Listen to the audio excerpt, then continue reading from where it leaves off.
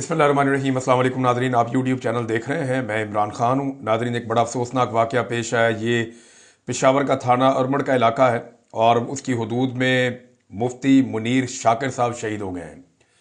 अब ये जो मुफ्ती साहब हैं, ये किसी तारुफ के मोहताज नहीं है। पूरा खैबर पख्तूनख्वा उन्हें जानता है। जो लोग पश्तो बोलते हैं उनको आइडिया है। बड़े शानदार मुकर्रर, बड़े ज़बरदस्त आलिम दीन और पेशावर की एक जानी मानी शख्सियत, और अपने मौक़िफ़ की वजह से और अपने दबंग मौक़िफ़ की वजह से ये लोगों में बहुत मकबूल थे। इनके बहुत सारे जो वीडियो क्लिप्स हैं, बहुत सारे जो ऑडियो क्लिप्स हैं, वो हर तरफ सोशल मीडिया पे वायरल होते रहते थे। और जिसकी वजह ये है कि ये एस्टेब्लिशमेंट की पॉलिसीज़ के ऊपर बहुत खुलकर तनकीद करते थे। जब ये मंजूर पश्तीन साहब की पार्टी ने एक बहुत बड़ा इकट्ठ किया था अक्टूबर में, तो उस वक्त भी ये काफ़ी मुतहर्रिक थे। फिर आर्मी चीफ ने जब कुरानी आयात सुनाकर हवाला दिया, तो उसके बाद इन्होंने बहुत तनकीद की थी पाकिस्तान के आर्मी चीफ के ऊपर। ख़वातीन के एहतराम के हवाले से जब उन्होंने बात की, पाकिस्तान के army chief general Asim Munir साहब पे मुफ्ती मुनीर शाकिर साहब एक नक्काद के तौर पे उनके खिलाफ याद रखे जाते हैं, और इन्होंने बहुत तनकीद की आर्मी चीफ साहब के ऊपर। उसके बाद DGI-SPR पे इन्होंने बहुत तनकीद की, उनके बयानात पे उन्होंने बहुत तनकीद की, और ह्यूमन राइट्स के लिए ये आवाज़ें उठा रहे थे। इमरान खान साहब के मामलात में ये आवाज़ें उठा रहे थे। जो जुल्म, ज़्यादती और बर्बरियत की जा रही है पाकिस्तान में, उसके खिलाफ ये आवाज़ें उठा रहे थे। तो मुफ्ती मुनीर शाकिर साहब एक इख्तलाफी आवाज़ थे, एक इंडिपेंडेंट आवाज़ थे, और एक नज़रियाती आवाज़ थे जो एस्टेब्लिशमेंट के जुल्म और जबर का निशाना बनने वालों के साथ खड़े हो रहे थे। अब DGI-SPR ने जब ये बात की थी ना कि आपको जहेज़ में मिले हैं ये सारे मादनियात, तो इस पे इन्होंने बड़ी ज़बरदस्त एक तकरीर की थी और बहुत ज़्यादा तनकीद की थी DGI-SPR पे। कुछ इंटरव्यूज़ भी इनके बड़े वायरल हुए थे। थोड़े दिन पहले इन्होंने कहा जी कि मेरी जान खतरे में, और थोड़े दिन पहले इन्होंने बताया कि उन्हें धमकियां मिल रही हैं, और वो बताते हैं कि उनको धमकियां दी जा रही हैं कि वो अपने मौक़िफ़ के हवाले से लचक पैदा करें। लेकिन मुफ्ती साहब ने अपने मौक़िफ़ के हवाले से लचक पैदा नहीं की, और पश्तूनों की नज़र में या पश्तून नौजवानों की नज़र में उनकी बड़ी अहमियत और बड़ी वक़्त थी। लेकिन अब वो कत्ल हो गए हैं। एक धमाका किया गया, और उस धमाके के नतीजे में दीवार के पास ID लगाई गई है। फिक्स एक बम किया गया था, और मुफ्ती साहब जब वहाँ करीब थे तो धमाका किया गया, जिसके नतीजे में मुफ्ती साहब शहीद हो गए। उनकी जो फैमिली है वो बहुत परेशान है। जितने खैबर पख्तूनख्वा में लोग हैं, वहाँ पे ये एक बहुत बड़ी खबर की तरह फैली है। लोग इसके ऊपर मजम्मत कर रहे हैं, इसके ऊपर आवाज़ उठा रहे हैं। फजलुर रहमान साहब ने इसके ऊपर बहुत तनकीद की है, हुकूमत को आड़े हाथों लिया है, एस्टेब्लिशमेंट को आड़े हाथों लिया है। बल्कि फजलुर रहमान साहब ने जब आज सहाफ़ियों से मुलाकात की, तो उसमें उन्होंने कहा जी मुल्क तो हुकूमत चला ही नहीं रही, मुल्क तो चला रही है एस्टेब्लिशमेंट, और एस्टेब्लिशमेंट मुल्क को ठीक नहीं चला रही। ये जाली हुकूमत है और ये एस्टेब्लिशमेंट ने बनाई हुई है, और आज सारा कुछ उन्हीं के कंट्रोल में है। वही सब कुछ, जो कुछ भी मुल्क के साथ हो रहा है उसके लिए वही रिस्पॉन्सिबल है। तो शहबाज शरीफ, मोहसिन नकवी और ये बाकी लोगों के बारे में उन्होंने कहा कोई औकात नहीं है, और ना इनके पास कोई इख्तियार है। इख्तियार सारा का साथ जो है वो मिलिट्री एस्टेब्लिशमेंट के पास है। बहरहाल ये एक और इख्तलाफी आवाज़ आज बंद हो गई। एक और ऐसी आवाज़ जो एस्टेब्लिशमेंट के खिलाफ बात करती थी, उसको खामोश करवा दिया गया। यही कुछ पाकिस्तान में किया जा रहा है, लगातार किया जा रहा है।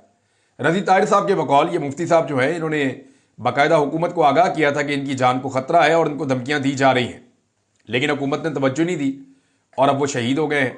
और अब हुकूमत कहेगी जनाब ये बड़ा नुकसान हो गया। खैबर पख्तूनख्वा की हुकूमत को इनके लिए स्पेशल सिक्योरिटी का बंदोबस्त करना चाहिए था, जो बहुत ज़रूरी था, लेकिन बदकिस्मती से ऐसा किया नहीं गया, और मुफ्ती साहब जो हैं वो शहीद हो गए। इससे पहले देखें, 1 महीने के अंदर 2 बड़े उलमा शहीद हो गए हैं। हामिदुल हक साहब की शहादत हुई इससे पहले, जो मौलाना समीउल हक साहब के बेटे हैं कोड़ा खटक में, और उसके बाद अब जो है ना मुफ्ती मुनीर शाकिर साहब की शहादत हो गई है।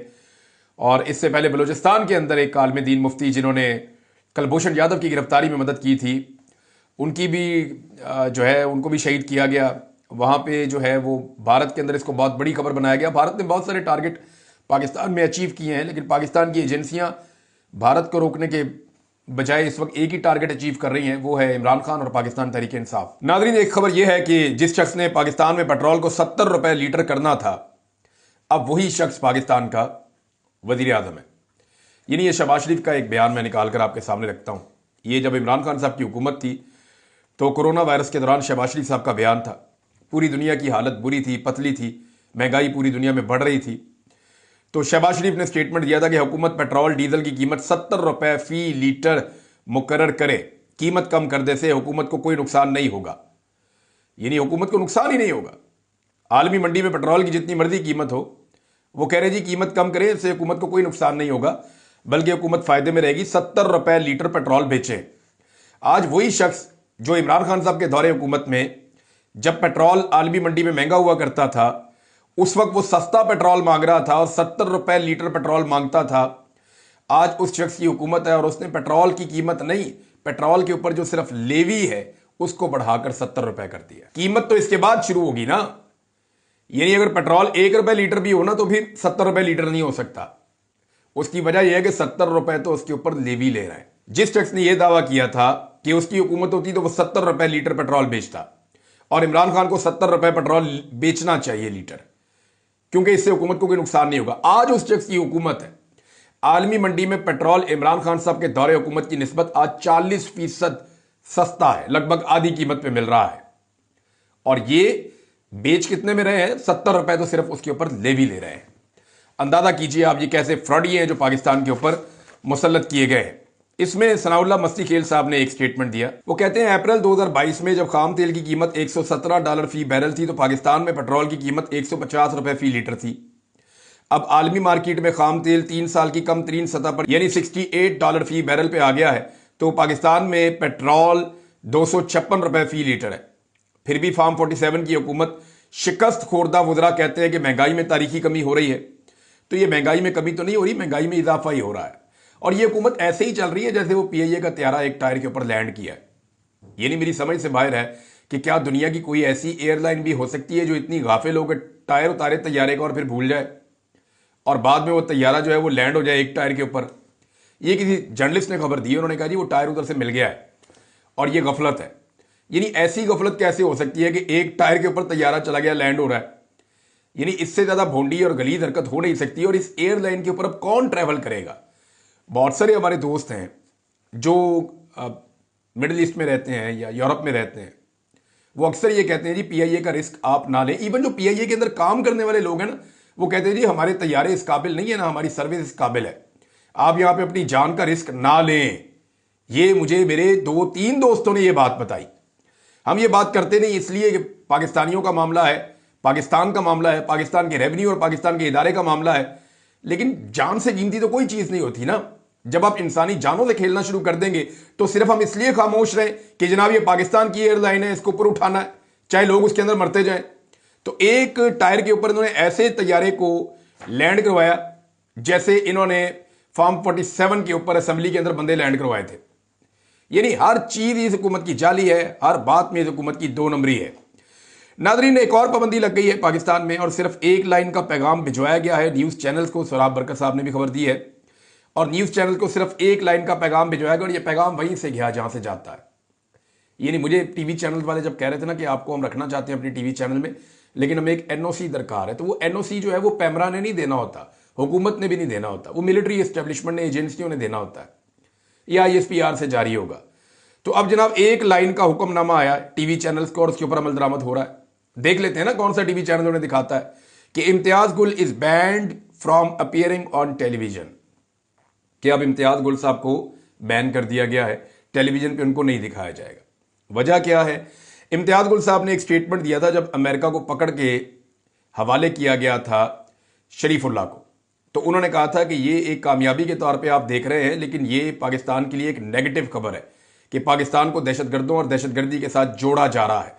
उन्होंने बवक्त इस मामले को उठाया था और उसके बाद एक नया नैरेटिव बना था। तो इम्तियाज गुल साहब पे बहुत गुस्सा है जनाब एस्टेब्लिशमेंट को, और उसके बाद उनके स्टेटमेंट्स, क्योंकि वो तनकीद करते हैं हुकूमती पॉलिसीज पे, एस्टेब्लिशमेंट की पॉलिसीज पे, लिहाजा उनको भी अब दीवार के साथ लगा दिया गया और उनको भी जनाब अब मना कर दिया गया कि किसी सूरत भी इम्तियाज गुल साहब अब टीवी चैनल पे दिखाई नहीं देंगे। फिलहाल ये दावा है। नाज़रीन, खैबर पख्तूनख्वा में धमाके हुए, मैंने आपको रिपोर्ट किए कि ग्रेनेड्स के साथ जो है वो धमाके किए गए, आलम दीन जो है उनको शहीद कर दिया गया। थोड़े दिन पहले एक और आलम दीन को भी शहीद किया गया था। अब कोयटा के अंदर इस वक्त इतला आ रही है कि 3 जोरदार धमाके हुए हैं जिनमें 7 अहलकार जख्मी और 1 शहीद हो गया है। ये रात गए इतला आई है कोयटा के अंदर दहशतगर्दी के वाकयात हो रहे हैं। इस्लामाबाद में खुदकुश बम्बारों के दाखिले की इतलात भी सर्कुलेट कर रही हैं जबकि लाहौर में 2 खुदकुश बमबार दाखिल हुए, जिनमें से एक पकड़ा गया है, दूसरे के बारे में अभी तक कोई इंफॉर्मेशन हमारे पास नहीं है। तो इस किस्म की चीज़ें जो हैं वो फ्लोट कर रही हैं। दहशतगर्दी पाकिस्तान में एकदम बढ़ती चली जा रही है, लेकिन सबकी तवज्जो इस दहशतगर्दी की तरफ नहीं है, बल्कि हुकूमत की तवज्जो इस बात पर है कि किसी तरह भी करके इमरान खान साहब को या उनकी पार्टी को रोका जाए। नादरीन, वॉइस ऑफ अमेरिका ने बड़े अहम सवालात उठा दिए हैं ये जो दहशतगर्दी का वाकया हुआ इसको लेकर के। और वॉइस ऑफ अमेरिका का यानी इंटरनेशनल मीडिया इसके ऊपर बार बार बात कर रहा है कि जो DGISPR ने और हुकूमत बलूचिस्तान ने मिलकर एक प्रेस कॉन्फ्रेंस की है, उसके बारे में कह रहे हैं कि जी जो बयान किए गए मामलात या जो दावे किए गए प्रेस कॉन्फ्रेंस में, हकायक उनसे मैच नहीं करते। एनी शाहिदीन कुछ और बातें बता रहे हैं, मुसाफिरों ने जो कहा वो कुछ और है, और जो DGISPR ने और सरफराज बुगटी ने कहा वो कुछ और है। जबकि अभी तक बहुत सारे ऐसे लोग हैं जो मिले ही नहीं हैं, जिनके बारे में पता ही नहीं चला कि वो लोग गए कहाँ पे। और इस बारे में बहुत सारे लोकल सहाफ़ी भी आवाज़ें उठा रहे हैं। वॉइस ऑफ अमेरिका ने आवाज़ उठाई है, कुछ और आलमी मीडिया इसके ऊपर बात कर रहा है। इंडियन मीडिया तो इसके ऊपर प्रोपेगेंडा वो तो करते ही रहते हैं, लेकिन ये सारी चीज़ें जो हैं वो यहाँ पे आप देख सकते हैं। नादरीन, एक मौलाना तारिक जमील साहब का स्टेटमेंट आया, और मौलाना तारिक जमील साहब वो वाहिद शख्सियत हैं जिन्होंने कहा कि उन्हें यकीन था कि इमरान खान जेल काट लेगा।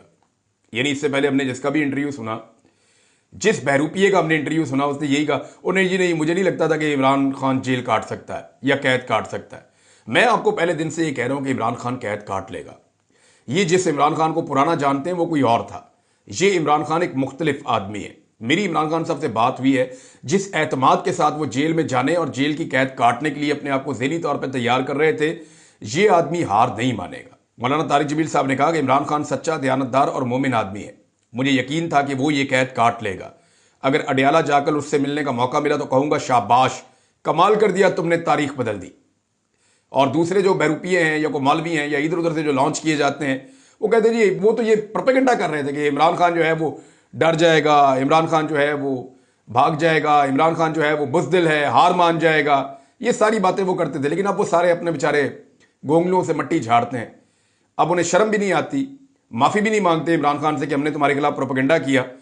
लेकिन मौलाना तारिक जमील साहब कहते हैं जी मुझे पहले दिन से यकीन था कि इमरान खान ये जेल काट लेगा। नादरीन, एक और बड़ी इंपॉर्टेंट खबर है, ये मैं आपके साथ शेयर करना चाह रहा था। मैंने आपको इससे पहले एक वीलॉग में कहा भी था कि मैं जो पाकिस्तान चाइना इकोनॉमिक कॉरिडोर है उसके ऊपर बात करना चाहता हूँ, आपके साथ कुछ हकायक शेयर करना चाहता हूँ। तो यहाँ मैंने वो चीज़ें निकाल कर रखी हैं।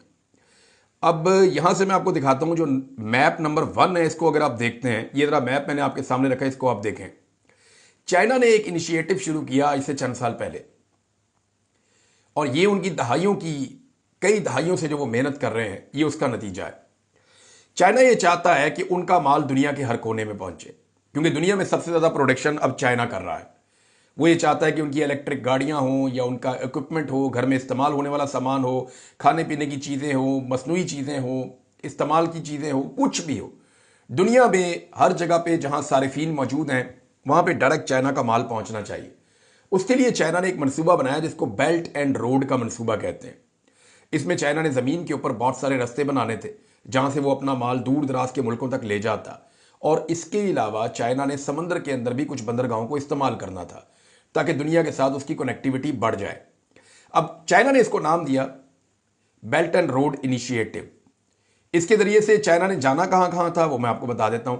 एक तो चाइना ने जाना था यूरोप, एक उसने पहुंचना था रशिया, सेंट्रल एशिया, यूरोप, और उसके बाद अफ्रीका में। यह था चाइना का पूरा मिशन कि एशिया में हर तरफ उसका माल जाए, जैसा कि ये आपका ईस्ट एशिया के ममालिक हैं, थाईलैंड, इंडोनेशिया, मलेशिया, इस तरफ भी उसका माल जाए। उसके बाद जो रशिया है या रशिया से अलग होने वाली स्टेट्स हैं जिनको सेंट्रल एशिया आप कहते हैं, वहाँ पे उसका माल जाए, ईस्टर्न यूरोप में उसका माल जाए, और फिर जो यूरोप है, जर्मनी तक, फ्रांस तक, वो उसका माल वहाँ पे पहुँचे। ये इसका प्लान था। जबकि मिडिल ईस्ट के अंदर भी चाइना टारगेट कर रहा था मार्केट को कि यहाँ पे भी हमारा माल जाना चाहिए, और इसके साथ साथ चाइना का जो बड़ा एक मंसूबा था वो पूरे के पूरे अफ्रीका की मार्केट को कैप्चर करने का था। इसके बाद अगले मरले में चाइना ने जो लैटिन अमेरिका है उसके बारे में पूरा एक मंसूबा बना रखा है। वहाँ पे ऑलरेडी चाइना का बहुत सारा सामान जाता है। तो ये चाइना का पूरा एक बेल्ट एंड रोड का इनिशिएटिव था कि हमने दुनिया के अंदर अपने ऐसे रास्ते बनाने हैं जिन रास्तों के जरिए से चाइना के माल की रसद ना रुके, खाम माल चाइना को आता रहे और चाइना प्रोडक्शन करके पूरी दुनिया में माल भेजता रहे। चाइना का फार्मूला यह भी है कि वो दुनिया में मुख्तलिफ ममालिक के अंदर इंडस्ट्री भी लगाने जा रहा था कि जिस जगह पे जो माल चाहिए उसको वहीं पे बनाओ और वहीं पे उसको बेचो अपनी टेक्नोलॉजी के जरिए से, या करीबी मुल्कों में वहां से निकालो। इसके तहत वो पाकिस्तान में भी काम करना चाह रहा था। ये पहला नक्शा अगर आप देखें तो ये बीजिंग से शुरू होता है और ये कई स्टेट से होता हुआ अफगानिस्तान के करीब से सेंट्रल एशिया से गुजरता है, फिर ईरान में दाखिल हो जाता है, वहां से ये तुर्की में चला जाता है और ये आगे चला जाता है। नीचे वाली अगर आप रेड लाइन देखें तो ये समंदर के अंदर ट्रेवल करती है किनारे किनारे पे। ये चाइना से निकलकर नीचे थाईलैंड की तरफ आती है, यहां से ये बांग्लादेश की तरफ जाती है। बांग्लादेश की बंदरगाह जो है वो चाइना के पास है। उसके बाद ये नीचे आ जाती है श्रीलंका में, जहां पे भी एक बंदरगाह चाइना के पास है। फिर ये आ जाती है गवादर में। अमली तौर पे गवादर की बंदरगाह इस वक्त चाइना के पास है और पाकिस्तान क्योंकि पैसे वापस नहीं कर पाएगा तो फिर क्या करेगा पाकिस्तान, बंदरगाह ही देनी पड़ेगी। तो यहां पे भी चाइना इसको यूं इस्तेमाल कर सकता है। उसके बाद आगे ये ओमान की तरफ जाते हैं, ओमान से आगे यूएई को टच करते हैं और वहां से ये इराक के साथ बसरा में जाके टच कर जाते हैं। और फिर यही लाइन जो है वो ओमान में स्टे करने के बाद नीचे निकलती है और अफ्रीका के ममालिक को जाके टच करती है और पूरा बरे आजम अफ्रीका फिर ये आगे से कवर करते हैं। तो ये है जनाब इसकी पहली पिक्चर जो आपने देखी। ये दूसरा नक्शा आप देखिए, इसमें आपको और क्लैरिटी के साथ नजर आएगा। जो ऊपर येलो वाला है ये बेल्ट एंड रोड इनिशिएटिव है। इसमें आप गौर करें तो अब ये नए नक्शे के मुताबिक अफगानिस्तान में दाखिल हो रहे हैं।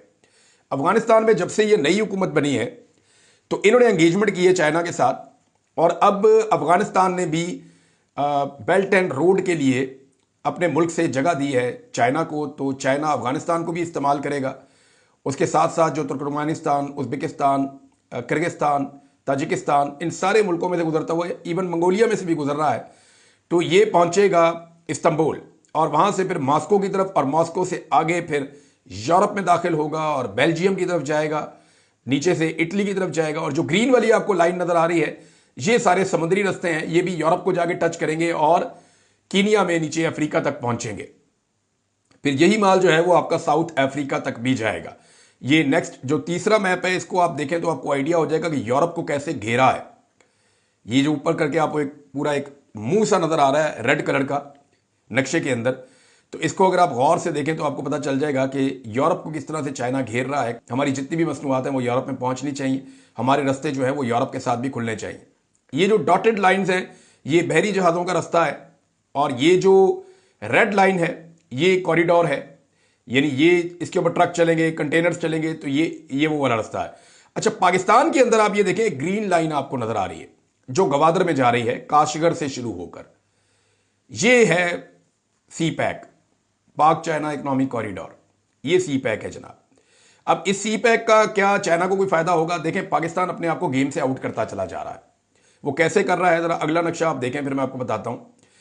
ये नेक्स्ट मैप के अंदर अगर आप देखें तो अफगानिस्तान के अंदर या अफगानिस्तान के ऊपर वाले जो ममालिक हैं इसके अंदर इस्तांबुल में, तुर्की में, एथेंस में, वेनिस में, जर्मनी में, मॉस्को में, हर जगह पे चाइना अपना बेल्ट एंड रोड का इनिशिएटिव ये ब्लू लाइन में लेकर गया है। और जो रेड लाइन है या जिसको आप पिंक लाइन कह सकते हैं ये समुद्री रस्तों से यूरोप तक भी जा रहा है, अफ्रीका तक भी जा रहा है, सेंट्रल एशिया नहीं पाकिस्तान को ग्वादर को टच कर रहा है और उसके बाद ये गल्फ ममालिक तक यानी जो अरब ममालिक है वहां तक भी जा रहा है।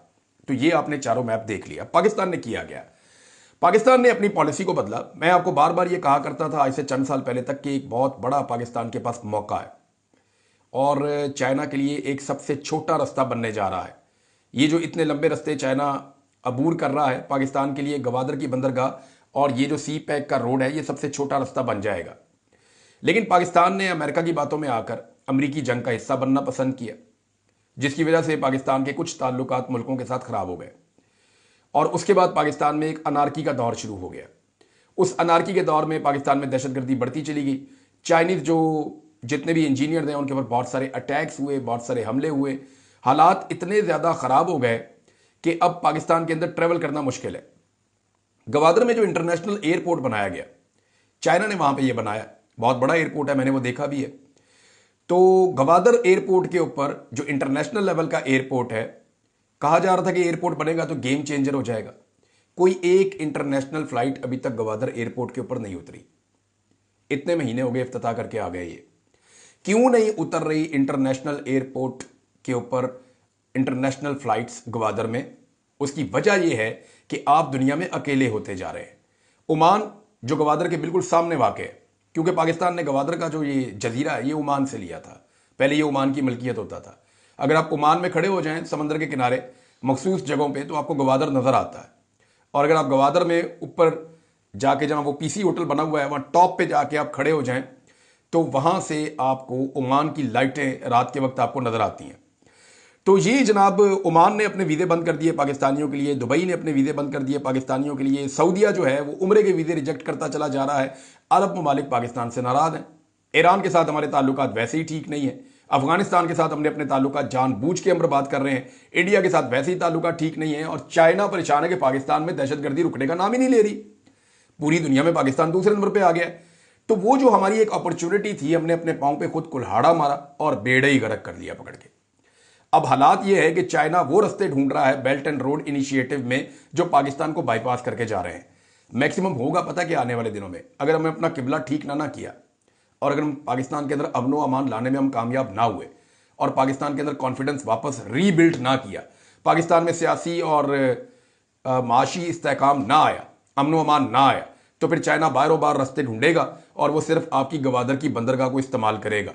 और उसने पहले ही कई मुल्कों की बंदरगाहें ले ली हैं, आपको भी अपनी बंदरगाह देनी पड़ जाएगी क्योंकि पैसे वापस करने की तो अब औकात है नहीं। अब तक के लिए इतना ही। अपना ख्याल रखिएगा, अपने चैनल का भी। अल्लाह हाफिज़।